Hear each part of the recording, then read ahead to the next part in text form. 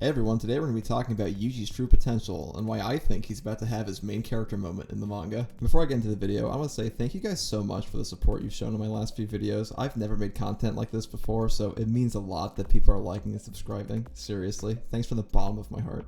So as of last chapter, Yuji is not looking so hot after getting yeeted through like 4 buildings by Sukuna. Now, despite the fact that Yuji was looking a little dryad last chapter, I would say his chances of dying here are nearly 0. Now, I have a few reasons for believing this, but number one is the fact that we've seen characters get yeeted through like 4 stories before and be semi-okay. But the biggest reason for me is the fact that Yuji's guilt surrounding the Shibuya event and Sukuna just max setting blundering a bunch of people is just not resolved yet. It's been brought up a few times already in the Culling Games arc, and what we have here now with Megumi being taken over by Sukuna is Yuji's perfect opportunity to finally forgive himself for what happened in Shibuya. Now, throughout the entire Culling Games arc, we've seen that Yuji's growth has really been stunted, and he is no longer just willing to die to stop Sukuna, he wants to die to stop Sukuna. We see this in his interactions like his court trial where he just admits to killing everybody. Or things like Angel saying she's going to kill Sukuna, and Yuji just looks straight up relieved to hear the news. Now, Yuji's mindset, while different, is similar to Megumi's mindset prior to unlocking his domain expansion.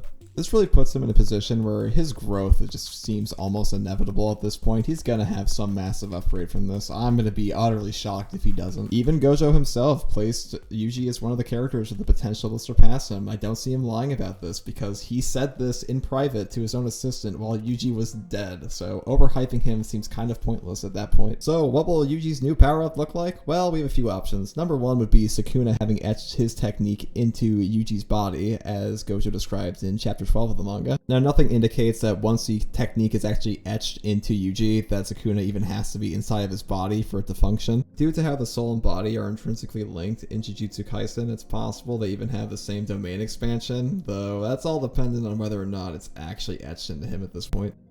Now, option number 2, reverse curse technique, and this one seems kind of like a given. A lot of characters in this arc are starting to utilize reverse curse technique, and it just seems like our main cast is going to have access to this on the norm by the end of the story.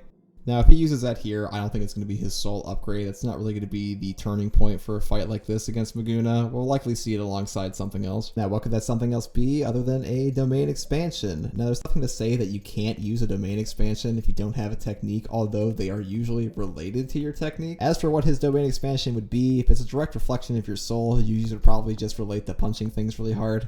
Or it could just be like a nursing home that takes really good care of old people. I'm not entirely sure. Now, regardless of what Yuji's actual upgrade will be, where do I think this will take the story going forward? I do not think Gojo will be the one to stop Sukuna at the end of the story. Now, don't get me wrong.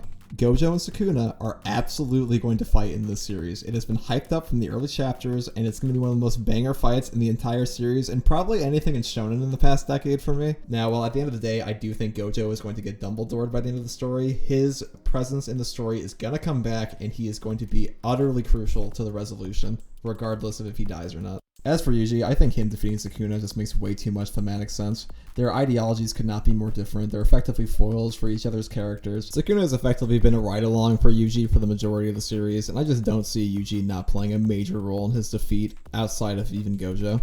Something about Yuji's character is that he's always been a bit of an idiot savant with his understanding of curse techniques and curse energy, that even other characters who have practiced their whole lives trying to do this just don't seem to get it quite like he does. With the hijacking of Megumi, the death of Nobara, and his general feelings of guilt about Shibuya, it's all prime set real estate for him to just explode in a power level like we've never seen before. Now, even though JJK does have a large main cast and most of its supporting characters can take pretty spotlight roles a lot of times, Yuji is our main character, and I fully expect him to live up to protagonist status. So now I want to know what you guys think. Do you think Yuji's going to be the one to beat Sukuna? Do you think it's me, Gojo, like a lot of people do, or even Megumi? Let me know in the comments below, and if you like videos like this, subscribe for more. And thanks for watching, and have a great day.